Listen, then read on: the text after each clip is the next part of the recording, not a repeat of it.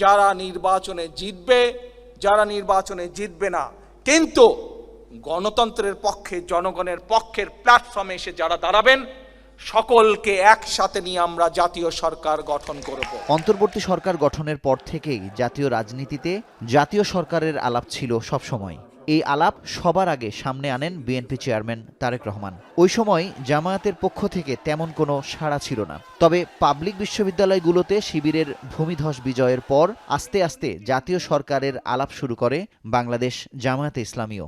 সবশেষ বেগম জিয়ার মৃত্যুর পর গুলশানে তারেক রহমানের সঙ্গে বৈঠকের পর জাতীয় সরকার নিয়ে ইঙ্গিতপূর্ণ প্রস্তাব দেন জামায়াত আমির।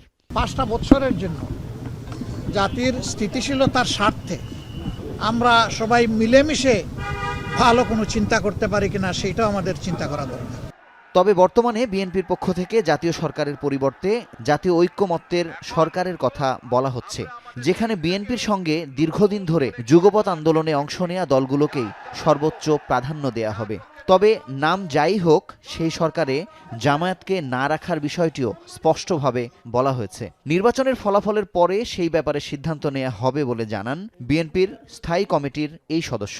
আমরা তো প্রথম থেকে জাতীয় ঐক্যমতের সরকার আর কি, যাদের সাথে আমরা ঐক্যমত আছে তাদেরই সরকার করবো। তো আমাদের থেকে যদি কারো যদি চিন্তাধারা যোজন যোজন মাইল দূরে হয়, তার সাথে তো করবো না। পরবর্তী পরিস্থিতিতে কি হবে সেটা পরের ব্যাপার। রাজনীতি তো শেষ কথা নাই, রাজনীতির পানি ঘটতেই থাকে।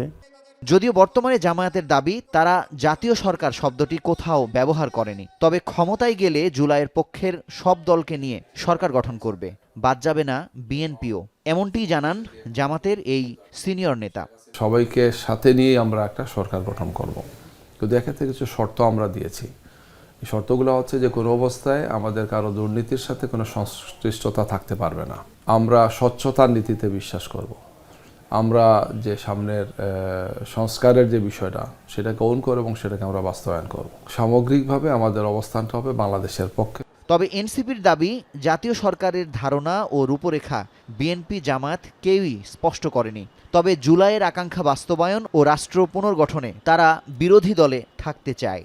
সরকারে গেলে যতটুকু না জনগণের সাথে কাজ করা যায়, বরঞ্চ এনসিপির দীর্ঘমেয়াদী রাজনীতির জন্য বরং এনসিপি বিরোধী দলের ভূমিকা সবচেয়ে বেশি ভালো ভূমিকা পালন করবে। জনগণের কথাগুলো বলতে পারবে, জনগণের সাথে একটা সম্পর্ক স্থাপনের জায়গাটা আরও বেশি দৃঢ় হবে।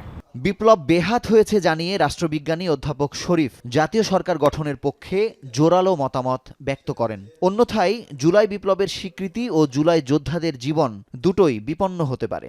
বিপ্লবী সরকার বলেন আর জাতীয় সরকার বলেন, সেটা এই মুহূর্তে দরকার, যাতে আস্থা রাখতে পারে যে সত্যিকার অর্থেই একটা নির্বাচন হতে যাচ্ছে।